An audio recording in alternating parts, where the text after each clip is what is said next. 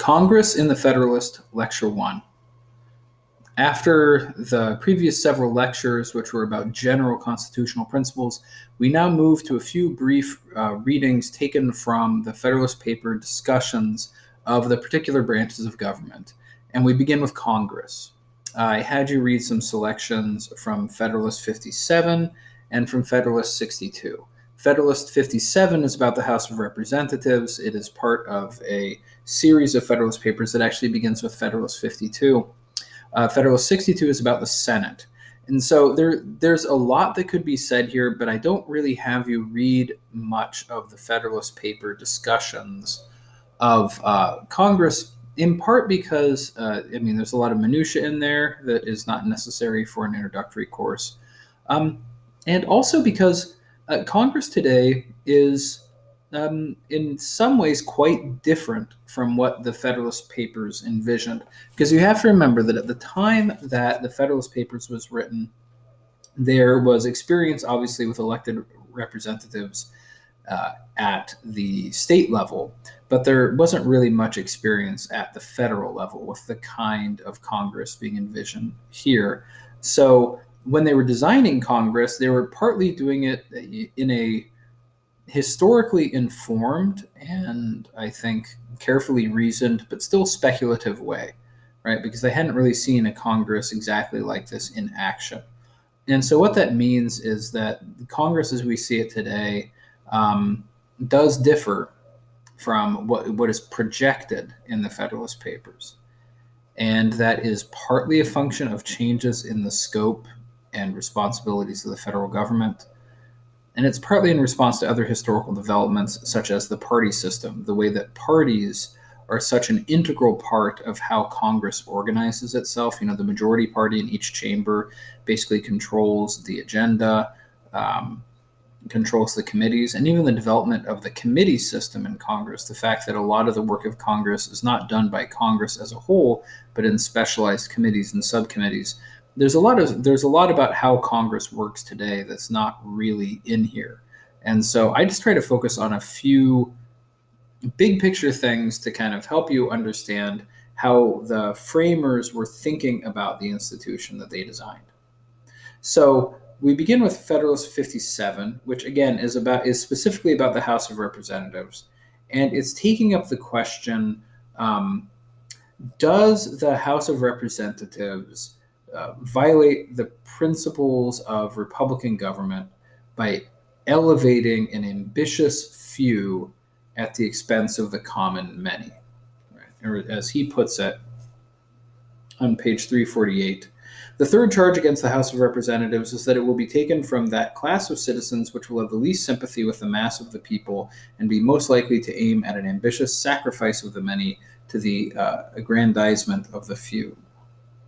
So in other words, an oligarchy of some kind, right? Because they're saying it is highly likely that the kinds of people who will get elected to Congress are going to be elites already, will have elite status and all that. And because of that, they already do not necessarily have as much sympathy with common citizens as the opponents of the Constitution would like representatives to have. And then the thinking was, and then they just go off to the capital city, right? And remember, back in like the 1700s, that means they kind of disappear for a while, right? They ride off on their horses. They all gather together, possibly, 1,000 miles away from their home district, and who knows what they're doing? How do we know that they're going to do their job honestly when they're in DC, rather than use their power to immediately start trying to convert themselves into some kind of aristocracy or oligarchy? And in the beginning of his response to this, you get a good statement from a general constitutional statement from Madison. The aim of every political constitution is, or ought to be, first, to obtain for rulers men who possess most wisdom to discern and most virtue to pursue the common good of the society. And in the next place, to take the most effectual precautions for keeping them virtuous whilst they continue to hold their public trust. So in other words, you want legislators to be wise in the sense of knowledgeable of their subject matter, because one of the themes that will come up in these Federalist Papers a few times is that it's important that your legislators not be corrupt, that they not want to use their power to aggrandize themselves at the expense of everybody else.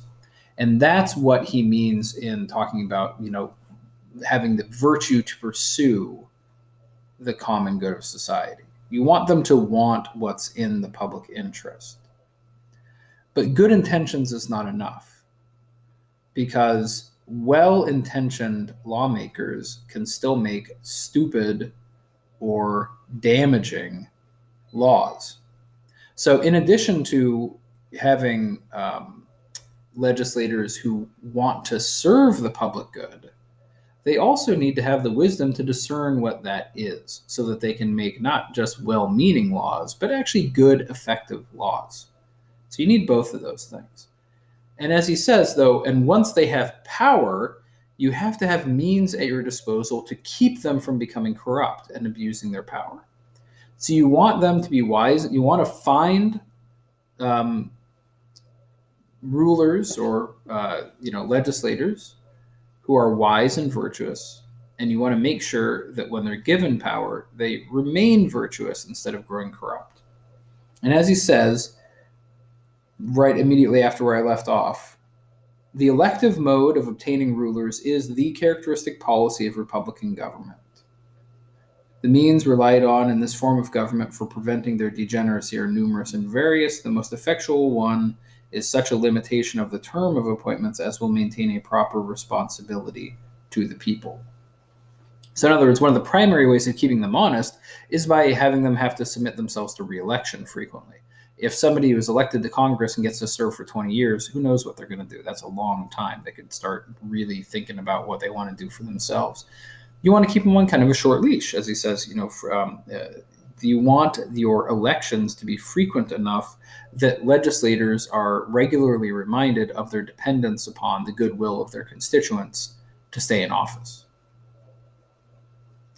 And so, as he goes on to say, the House of Representatives, there's nothing about the House of Representatives to suggest that the representatives are going to be particularly prone to corruption.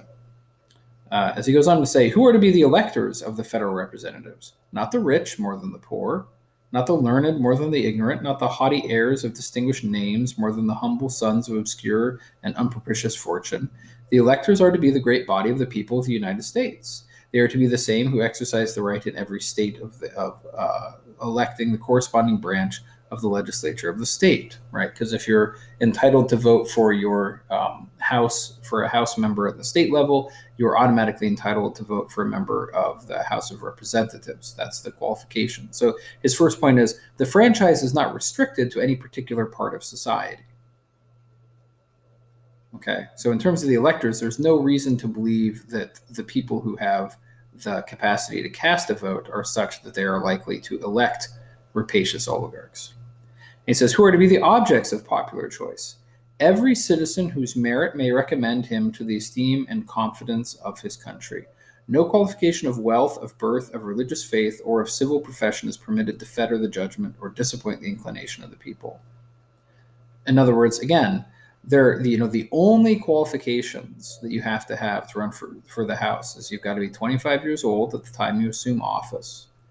You have to have been a citizen of the United States for 7 years prior to holding office.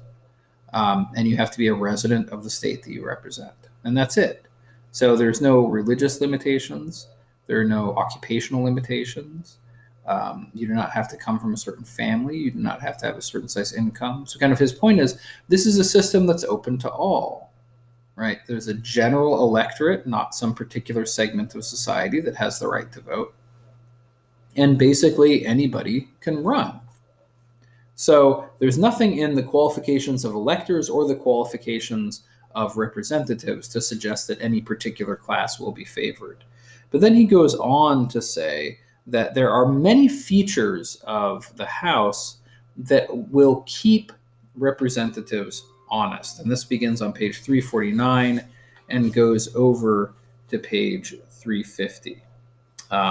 As he says, In the first place, as they will have been distinguished by the preference of their fellow citizens, we are to presume that in general they will be somewhat distinguished also by those qualities which entitle them to it, and which promise a sincere and scrupulous regard to the nature of their engagements.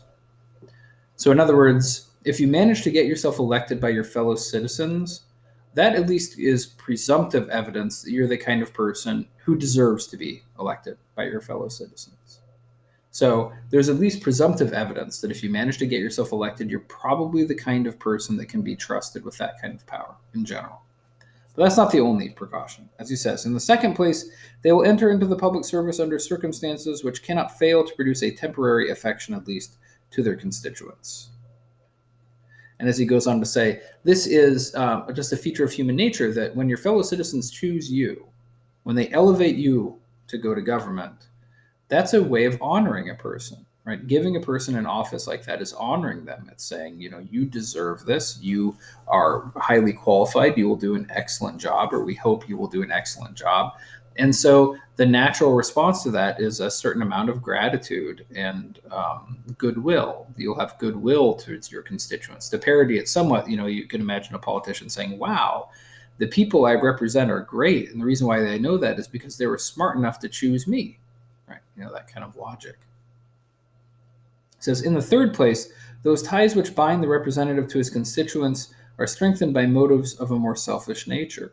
His pride and vanity attach him to a form of government which favors his pretensions and gives him a share in its honors and distinctions. Whatever hopes or projects might be entertained by a few aspiring characters, it must generally happen that a great proportion of the men, deriving their advancement from their influence with the people, would have more to hope from a preservation of the favor than from innovations in the government subversive of the authority of the people. So in other words, a lot of the people who are in the House of Representatives owe their position to the fact that they're good at persuading their fellow citizens to vote for them, right?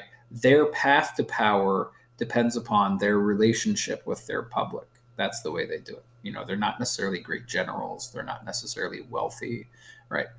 What they are is they are popular. They know how to make themselves popular. And for a person who knows how to make themselves popular, right, that means that their position depends upon a system where the people have a voice. So his argument basically is a lot of the kinds of people who are going to get themselves elected to the House of Representatives are not necessarily going to be interested in trying to become aristocrats or oligarchs because they might not be rich and they might not come from prominent families. So their self-interest, their hold on power, their self-interested hold on power connects them to the popular form of government because that's the form of government in which they can get power, not a military aristocracy or a hereditary aristocracy or something like that. In those systems, they'd be locked out of power because being able to make yourself popular is not going to give you power. So that's the third argument, which is that their self-interest ties them to the system of government that their talents suit them for advancing in, and that form of government is a popular one, so they're not going to overturn that. Fourth reason, he says, all of these securities, however, would be found very insufficient without the restraint of frequent elections. Hence, in the fourth place, the House of Representatives is so constituted as to support in the members a habitual recollection of their dependence on the people. Right? So, in other words, since they have to run every 2 years, they're not really able to forget the fact that they owe their position to keeping the people they represent happy. So frequent elections helps keep them honest. And then he adds a last consideration, which is a very important one. He says, I will add as a fifth circumstance in the situation of the House of Representatives, restraining them from oppressive measures, that they can make no law which will not have its full operation on themselves and their friends, as well as on the great mass of the society. This has always been deemed one of the strongest bonds by which human policy can connect the rulers and the people together, namely both being subject to the same rules. Rule of law, as I called it in the Colonial Heritage lectures. It creates between them that communion of interests and sympathy of sentiments, of which few governments have furnished examples, but without which every government degenerates into a tyranny, some sense of common interest between rulers and ruled. So the fact that they are subject to their own laws, because remember, they don't get to enforce the laws. They write the laws, but because of separation of powers, it's the executive that enforces the laws. So they can't fool themselves into thinking that they will be immune from their own legislation. And so they're not going to be likely to make oppressive laws because those oppressive laws will be applied to themselves also, and they don't want to oppress themselves. They don't want to oppress themselves, and they don't want to oppress their friends. And since they don't get to choose who's subject to the law, but rather everybody's subject to the law, that means it'll be in their own interest to pass laws that don't oppress anybody. That's the general argument. So he says, if it be asked what is to restrain the House of Representatives from making legal discriminations in favor of themselves and a particular class of society, I answer, the genius of the whole system, the nature of just and constitutional laws, and above all, the vigilant and manly spirit which actuates the people of America, a spirit which nourishes freedom and in return is nourished by it. So in other words, what's going to stop them from, kind of manipulating the law to help themselves? He basically says, well, just, kind of the nature of the system is there to prevent them. Things like the presidential veto, the separation of powers and other checks and balances, frequent elections, and all that kinds of stuff. But at the end of the day, as he says, it's the spirit of the people of America, that the people of America would not be willing to put up with a legislature that does that. And so that's why he goes on to say, if this spirit shall ever be so far debased as to tolerate a law not obligatory on the legislature, so to kind of let them get out of that element of rule of law, as well as on the people will be prepared to tolerate anything but liberty. So in other words, if Congress starts making legal discriminations in favor of themselves and their friends, and if the people are willing to put up with Congress doing that, then game over, right? Then the people don't deserve to be free. At the end of the day, the ultimate check on the abuse of power has to be an awareness on the part of the rulers that the ruled will not stand for it. And that's that's not a constitutional mechanism. That's more like a sentiment that undergirds the entire Constitution. The fact that the people believe in it, the people want it this way, and at the end of the day, the people will not put up with abuses of it. And if that sentiment, if that kind of patriotic and courageous sentiment is not there in the people at large, then they're going to be willing to put up with all sorts of abuses. So he summarizes and he says, such will be the relation between the House of Representatives and their constituents. Duty, gratitude, interest, ambition itself are the cords by which they will be bound to fidelity and sympathy with the great mass of the people. And then he goes on to, say, is it possible that these may all be insufficient to control the caprice and wickedness of men? He says, it is possible that these may be insufficient. But are they not all that government will admit and that human prudence can devise? So in other words, does this mean I can give you a 100% guarantee that there will be no corruption in the House of Representatives? Of course not. But there's no way to design a frame of government that can completely eliminate any possibility for corruption, because it just doesn't work that way. At the end of the day, the Constitution is a document. It's words on paper about how things should work. And in order for the Constitution to be embodied, people have to act in accordance with what it says. Is there any piece of paper that can guarantee that by virtue of being a piece of paper, it can force people to do what they ought to do and never break the rules or do something bad? Of course not. If people were capable of if you could count on people to do what they should all the time, to repeat, you wouldn't need government in the first place. So the very fact that you need government because of the flaws in human nature means that there is no form of government that can be guaranteed against corruption. Again, that's why, Madison says, at the end of the day, what matters is what the people are willing to put up with. That is what ultimately sets the limits to what government can and can't do. But short of that, we can try to design institutions with clearly defined powers, clearly defined procedures, clearly defined limits, and we can try to find ways to incentivize the people who hold office to act in accordance with those things through, the ambition and counteracting ambition and frequent elections, right? So you try to get, as we would say nowadays, the incentive structure right. And that's as far as you can go. So that's the House of Representatives in Federalist 57, and why, especially because of frequent elections, the very sort of filtering process of elections and rule of law, and ultimately because of the expectations of the American people, you can count on the House not growing corrupt. Now, what we will get to in the next lecture is a discussion of the Senate, because even a properly functioning representative legislature, the founders thought, going to have a few inherent problems that are tied to the fact that they are so responsive to public opinion. Because, not to put too fine a point on it, the founders believe that there are times when public opinion is wrong. And so this raises the question of sometimes, good deliberation in a legislature requires, in part, that you be in touch with public opinion, in touch with what the public is concerned about. But that doesn't mean you should slavishly defer to public opinion. As Hamilton more or less says in one of his Federalist papers on executive power, the people don't want to oppress themselves, right? So the people always want the public good, but they don't always know what the public good is. So you want your legislature to be able to deliberate well about what would make a good law, and that includes you want to make sure that they don't simply blow with every breeze of public opinion, that they are willing to and able to form strong judgments, and if necessary, withstand popular pressure in order to do what's right, because that's how you're going to get good legislation. And that gets to the Senate, which I will talk about in the next lecture in Federalist 62, where they talk about how the Senate provides remedies for certain weaknesses that they imagined the House of Representatives would suffer from. So in the next lecture, Federalist 62.